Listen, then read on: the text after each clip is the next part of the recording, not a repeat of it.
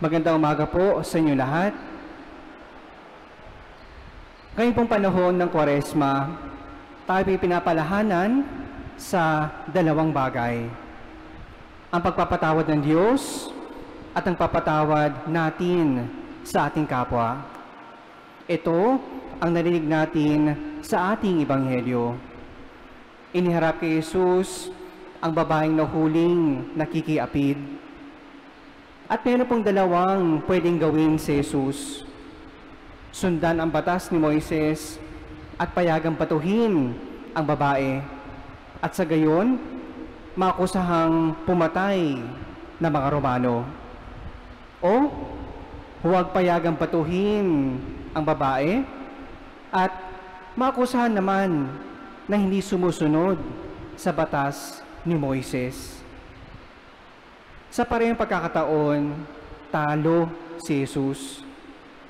Pero nakita natin na siya'y nakalusot sa pagturo na kung sino ang walang kasalanan ang siyang unang mambato. Dito, hindi po niya kinukonsinte ang kasalanan ng babae o naging bulag roon. Hindi rin niya nilalayon ang kaparusahan ng kamatayan para sa mga kasalanan. Sa halip, inaanyayahan niya ang bawat isa na tignan ang kanilang sariling pagpupursige laban sa kasalanan. At sa gayon, maging mawain tulad ng pagiging mawain ng Panginoon. Mga kapatid, sa ating makahinaan sa buhay, sa ating kasalanan na nagawa, tayo rin ay maaaring matulad sa babaeng ito na nakikiapid. Kung ating titignan, ang pagkikiapid ay nangyayari sa pagiging hindi matapat sa pangakong binitawan na isa lamang ang iyong mamahalin.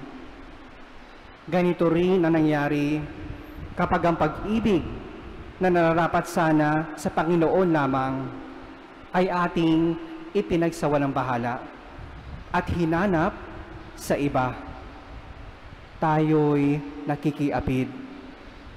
At dahil doon, nararapat na parusahan. At meron ba sa atin ang hindi kailan may nadapa at nagkakasalanan? Sa tingin ko, lahat naman tayo. Mga kapatid, ganito rin ang nangyari kapag nais nating mangyari ang ating sariling hustisya. Ngipin sa ngipin, mata sa mata. Kapag walang pagpapatawad, wala po tayong lusot. Pero kung may pagpapatawad, nagkakaroon ng paraan, merong pag-asa. Hindi pa po huli ang lahat. Ang Panginoon po natin ay mapagpatawad. Our God is a God of second chances. Sa katunayan, hindi po lamang second chances. Napakaraming pagkakataon, tayo'y Kanyang handang patawarin. Lumapit lamang tayo sa Kanya. At gayon din, kasama ng pagpapatawad sa atin ng Diyos ay ang ating pagpapatawad rin sa ating kapwa. Kung ating alalahanin ang Ama namin, sa bandang dulo, dinadasal po natin, forgive us our sins as we forgive others. Doon, pinag-isa ang dalawang bagay na paalala sa atin ngayong Kwaresma. Ang patawad ng Diyos at ang patawad natin sa ating kapwa.